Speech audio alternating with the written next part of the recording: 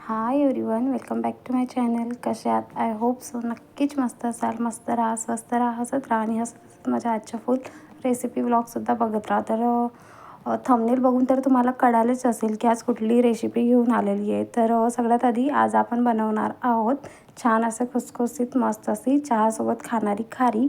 बाहेरची खारी खाण्यापेक्षा ते खूप दिवसाची पण असू शकते किंवा जास्त म्हणजे हेल्थसाठी तेवढं बेटर नसतं. त्यासाठी आपण कुठलीही वस्तू जर घरी प्रेफर केली तर कधीही चांगलं असेल असं मला तरी वाटतं आहे.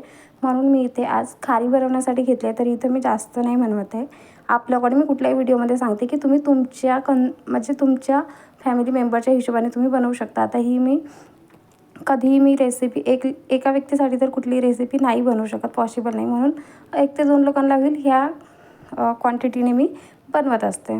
तर इथे ना सगळ्यात आधी मी 1.5 वाटी मैदा घेतलेला आहे. त्यामध्ये 2 चमचा असं तूप घातलेलं आहे. टेस्टनुसार थोडंसं असं मीठ घातलं आणि त्यानंतर ना अजवाईन जे असतं ओवा ते टाकलेलं आहे यामध्ये आणि त्याला छान असं क्रश करून टाकलं आहे आणि त्यानंतर ना त्याला छान असं मिक्स करून घेतलं आणि त्यानंतर थोडं थोडं पाणी ॲड करून छान असा मस्त एकदम सॉफ्टचा असा गोळा तयार करून घेतला आहे. तर बघा इथं छान असा आपला मैदाचा गोळा करून तयार झाला आहे, म्हणजे मैदा फिजवून झालेला आहे. त्यानंतर ना यामध्ये थोडंसं असं तूप लावून याला 10 ते 15 मिनटासाठी ना आपण रेस्ट करायला ठेवू, जेणेकरून हे अजून जास्त सॉफ्ट होईल आणि आपल्या ज्या खारी आहेत ते 1 नंबर छान अशा खुसखुशीत होतील. तर बघा इथे ना मी मैद्याला छान असं कवर करून ठेवते आणि त्यानंतर ना समोरच्या प्रोसेससाठी जे आपल्याला साहित्य लागणार आहे ते आपण प्रिपेअर करून घेऊया, म्हणजे ते बनवून घेऊया. तर त्यासाठी ना मी एका वाटीमध्ये 2 चमचा कॉर्नफ्लॉवर घेतलेला आहे आणि 2 चमचा तूप घेतलेलं आहे.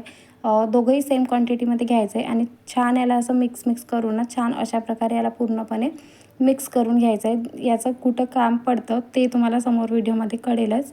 तर अशा प्रकारे बघा छान मिक्स करून अशा प्रकारे एकदम असं काही लेअर म्हणजे तिथं गोळे नको बनायला, एकदम असे थिन मस्त लेअर म्हणजे कन्सिस्टन्सीमध्ये आपण त्याला मिक्स करून घ्यायचं आहे. त्यानंतर बघा इथं मैदा पण छान रेस्ट करून झालेला आहे. तर मी मैद्याला इथं मिक्स करते, म्हणजे अजून हाताने थोडं चोळून घेते, म्हणजे आपल्या ज्या खारी आहेत त्या छान बनतील आणि म्हणजे आपण जेव्हा त्यांना लाटू तर त्यासाठी आपल्याला म्हणजे जास्त ताकद न लागेल यासाठी. तर बघा मी इथं कोळपाटाचा यूज नाही केलेला आहे, कारण कोळपाटावर ते शक्यतो नाही झालं असतं माझ्याने. म्हणून मी इथे काय म्हणतात गॅस ओट्टा जो असतो त्याच्यावरती छान असं त्याला आधी पुसून घेतलं आणि त्यानंतर तिथे थोडं तेल लावलं आणि बघा जे आपण पीठ भिजवलेलं होतं मैदा त्याचे असे छान एका म्हणजे सेम क्वांटिटीमध्ये त्याचे छान असे गोळे तयार करून घेतले आहेत आणि 1 बाय 1 ना अशा प्रकारे एकदम जेवढं पातळ होईल तेवढं पातळच आपल्याला याला लाटून घ्यायचं आहे.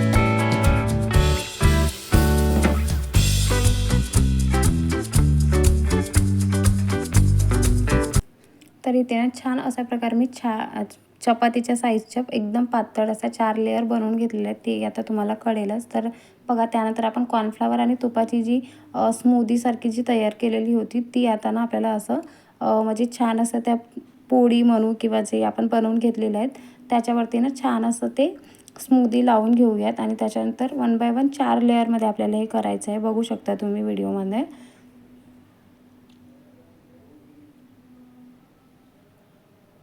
तर अशा प्रकारे 4 लेअर आपल्याला देऊन द्यायचे आहेत. तर मला ना एक बोलायचं होतं की मी माझे व्लॉगिंगचं चॅनल स्टार्ट केलेलं आहे, म्हणजे मला व्लॉगिंग करायचं आहे म्हणून मी हा चॅनल स्टार्ट केला आहे. बट मला व्लॉगिंग करणं आत्ता तरी मला पॉसिबल होत नाही. मला असं वाटतं की मी काय दाखवेन काय नाही, त्यामुळे ना मी व्लॉगिंग नाही करत. पण मी घरी आपल्यासाठी जे काही बनवते ते मला वाटते की मी तुमच्यासोबत शेअर करावं, जेणेकरून मला पण हेल्प होईल आणि तुम्हाला पण थोडीफार तर हेल्प होऊ शकते. जर तुम्हाला रेसिपी नाही माहीत असेल आणि आधीच माहीत असेल तर ते तर एकदम बेस्ट आहे. तर त्या हिशोबाने मग मी हे कुकिंगचे व्हिडिओ तुमच्यासोबत शेअर करत असते. तर बघा अशा प्रकारे 1 बाय 1 4 लेअर देऊन झालेले आहेत. त्यानंतर ना त्यांना अशा प्रकारे फोल्ड करायचे. व्हिडिओमध्ये बघितल्याप्रमाणे बघा एका साईडने असं फोल्ड करून दुसऱ्या साईडने पण सेम फोल्ड करायचे आहे आणि त्याच्यावरती सुद्धा आपल्याला जी स्मूदी आपण बनवलेली आहे ती यावरती लावून घेऊयात. बघू शकता. एकदम पातळ असं आपण बनवलेत आणि छान अशी म्हणजे जी आपली स्मूदी आपण जे तूप आणि कॉर्नफ्लॉवरची बनवून घेतली आहे ती जर परफेक्ट असेल ना तर आपल्या खारी खरंच एकदम परफेक्ट होतात. त्यानंतर बघा याला पण ना असं छान असं एकदम पातळ आणि एकदम जाडसर नाही, मीडियम साईजमध्ये याला आपण लाटून घेऊ आणि त्यानंतर ना तुम्ही याला हवं त्या शेपमध्ये कट करू शकता. मला जसं शेप पाहिजे होतं त्या हिशोबाने मी इथं कट करून घेते, बघू शकता. तर इथे छान आपली पोळी लाटून झाली आहे. तर याला कापण्यासाठी ना म्हणजे याचे जे आपण शेप देणार आहोत म्हणजे कापणार आहोत त्यासाठी तुम्ही चाकूचा पण उपयोग करू शकता. पण मला चाकू तेवढं कम्फर्ट म्हणजे नाही वाटत. मी शंकरपाळे वगैरे जर केले तर तेही मी म्हणजे ह्या सराटा असतो त्याच्यानेच मी करत असते. तर इथे पण मी सराट्याचाच वापर केलेला आहे. तर बघू शकता अशा प्रकारे मी हवं त्या शेपमध्ये म्हणजे ज्या आपल्या खारी आहेत त्या बनवून घेते, बघू शकता इथे.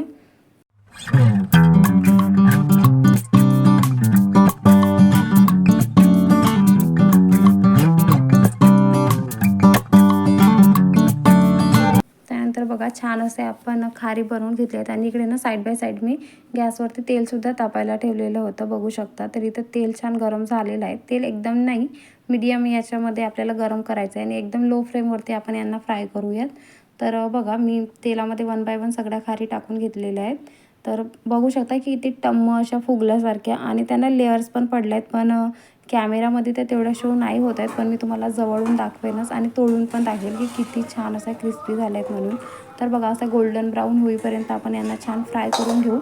सॅलो फ्राय नाही करायचं, एकदम गोल्डन ब्राऊन होईपर्यंत त्याला फ्राय करायचं आहे. तर बघा इथं हे बनवून झालेले आहेत तर यांना मी काढून घेते आणि जे उरलेले होते ते सुद्धा फ्राय करते.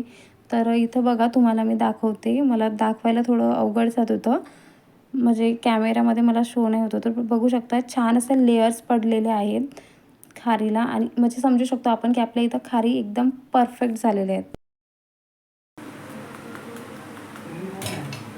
तर इथे ना आपल्या सगळ्या खारी बनून तयार झालेल्या आहेत आणि मी तुम्हाला तोडूनसुद्धा दाखवते, बघू शकता. बाहेरून घेतलेल्या खारीसारख्या छान अशा परफेक्ट लेयर बनलेल्या आहेत, एकदम खुसखुशीत झालेल्या आहेत. तर खारी बनवलं तर इथं चहा तर बनतोच, तर मी साईड बाय साईड चहा पण बनवला आणि इथं खारी टेस्ट करते, एकदम परफेक्ट झाली होती. माझी हिशोबाने तर रेसिपी एकदम परफेक्ट होती. तुम्हाला कशी वाटली रेसिपी मला नक्की कमेंट बॉक्समध्ये कमेंट करून सांगा. व्हिडिओ आवडल्यास व्हिडिओला लाईक करा आणि चॅनलला सबस्क्राईब करा. बाय.